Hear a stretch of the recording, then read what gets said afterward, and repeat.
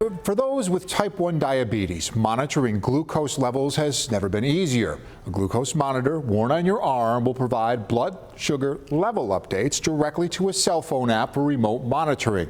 But when it comes to young children, who is checking those levels at school?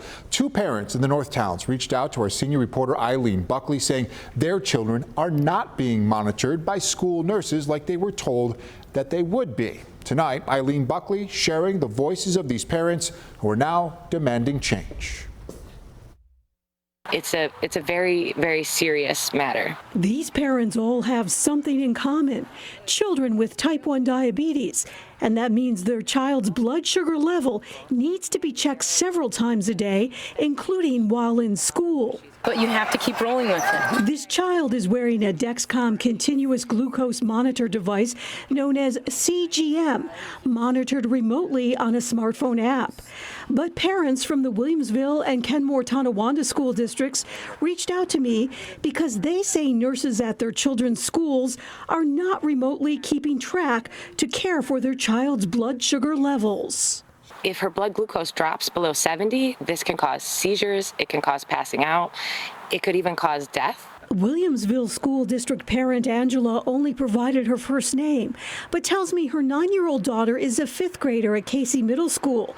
She says once her daughter moved up from elementary school, a nurse was no longer monitoring her despite a doctor's order. In the Williamsville School District currently, they are only remote monitoring at the elementary school level.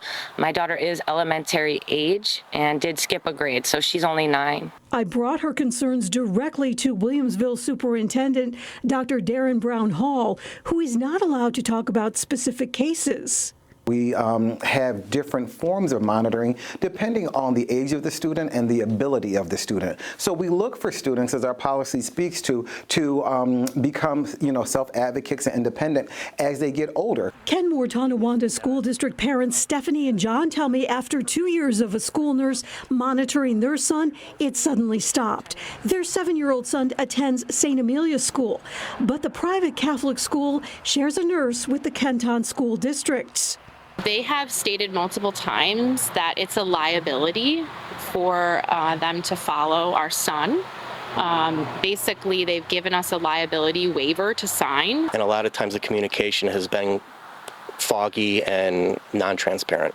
The Kenton School District sent me a statement that reads in part, in all cases, district personnel work with the family and medical providers to create an individualized plan for each child.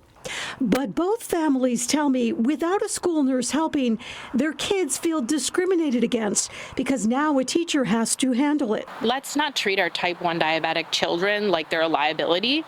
My son deserves to go to school every day and feel like he's just like any other kid. The Department of Justice says schools should be using the remote monitoring as a reasonable accommodation under the Americans with Disabilities Act. It's singling her out when the technology exists to eliminate the work for both the nurse, the teacher, and the embarrassment for my daughter. Eileen Buckley, 7 News, Williamsville. Now, we learned about this story because some of you reached out to Eileen, our Northtowns reporter. If you have a story you'd like us to look into, send Eileen an email at eileen.buckley@wkbw.com.